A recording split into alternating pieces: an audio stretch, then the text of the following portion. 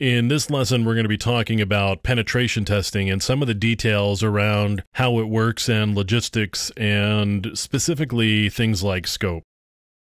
So what is penetration testing? Well, not surprisingly, it's testing to see if you can penetrate something, which means you're going to check to see whether you can break into a particular thing, whether it's a server or an application. Depending on the type of engagement you've got, you may have the ability to try to break in physically to a location. But primarily, what you're going to be doing with penetration testing is you're going to be trying to break into systems and networks and applications. That's kind of what it's all about. This may actually involve social engineering attacks, so it may require you to make a phone call to somebody and get them to give you their username and password, or some other type of social engineering attack where maybe you send a URL via a crafted email. Sometimes it's just strictly a technical approach where you're running scans and you're running Metasploit and you're gaining access that way, or maybe some other type of technical application sort of connection. Sometimes it's physical access that you need. So in order to get access to a particular system, if you can get physical access, then maybe you can get in. So what are the goals of penetration testing? Well, the goals would be to assess weaknesses in an organization's security posture. You want to figure out where they're vulnerable so they can go fix these problems. You want to help them understand their risk position better and what they can or may be able to do to mitigate those risks. And ultimately, you want to be able to access systems in a particular way to find weaknesses. So those are really sort of the goals of penetration testing. From a results standpoint, when you're done your testing, what are you going to do?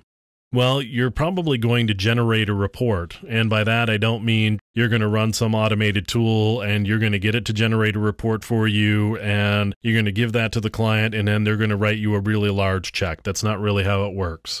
You're going to write a report detailing the findings in a detailed way. So, what did you find? How did you find it? How can you go mitigate that particular risk? So you should really include remediation activities in order to fix the vulnerabilities that you find. It's pretty easy to walk around going, hey, that's a problem, and that's a problem, and that's a problem. There's really not a lot of value in that. Where there's value is, hey, that's a problem, and here is how you can go about fixing it.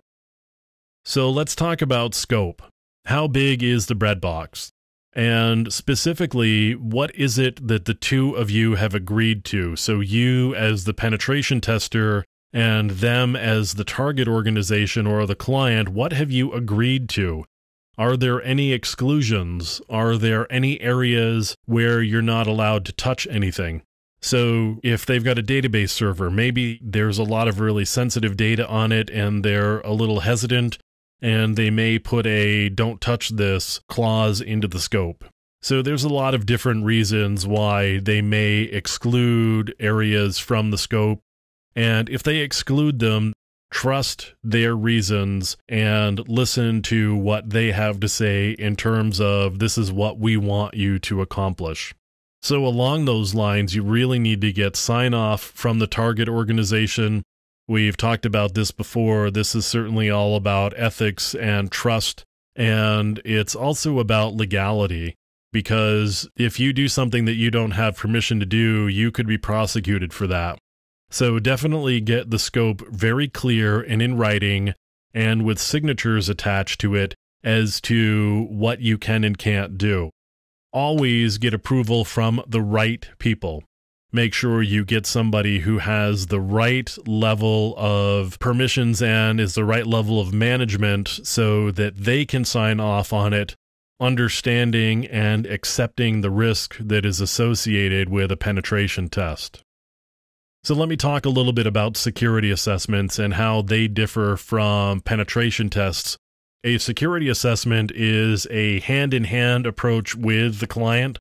So you would walk in doing a collaborative thing where you're a trusted partner and ally with them, And your goal isn't to penetrate them and point out all of the things that are really bad, but it's to get a full assessment of the risk that the organization is exposed to.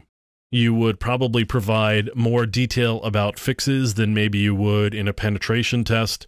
What we're going to do is we're going to walk in and make sure that the policies and procedures they have in place are really what they need for the organization and the risk appetite that they've got.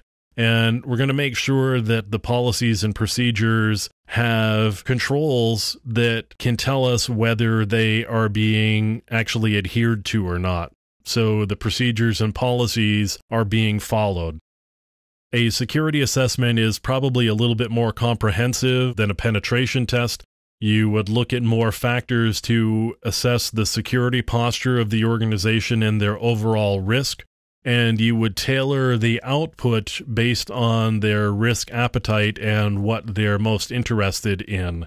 And that's not to say that I'm going to tell them what they want to hear, but if there's something that they know and I know that they're just not going to do, I'm not going to make a big deal out of it because they're already aware of it, and I'll make note of it in the report just for completeness sake, but I'm not going to go into a lot of detail. So it's really kind of a hand-in-hand collaborative approach where, again, we're not just saying what they want us to say, we're providing some real security and risk guidance toward their activities. The other thing about a penetration test is it may provide an unrealistic view. So you've got a week, let's say, to do this penetration test against your target. Now you're going to have to go in, you're going to have to get set up, and you're also going to have to start doing a bunch of scans and make sure that you're gathering information and screenshots and data for your reports. You're going to have to do all sorts of activities. Also, during the course of that week, you're going to be engaged in probably beginning to write your report and getting a sense of what it's going to say and what's going to be in it. If you don't actually get any major penetration during the course of that week, the organization may feel like they are quote-unquote secure. That's one of the reasons why penetration testing, while really sexy and showy, is nice and all, but if an organization walks out of it believing that in a week you didn't manage to, get the keys to the kingdom, then they must be secure. That's a really misguided view, because a dedicated, skilled, and motivated attacker isn't going to just take that week or some portion of that week. If they're after something, they're going to dedicate themselves to it and really go after it. So just because you didn't find a penetration in some subset of a week doesn't mean that they are secure and invulnerable to attack. It just means that during the course of that particular week and other circumstances that were in place, you didn't get a penetration that was really significant or major. That's all it means. It doesn't mean anything beyond that. And if an organization walks away feeling like they're secure, then they're going to end up not fixing the real vulnerabilities that may be in place that could expose them to significant risk. So that's penetration testing and scope and security assessments.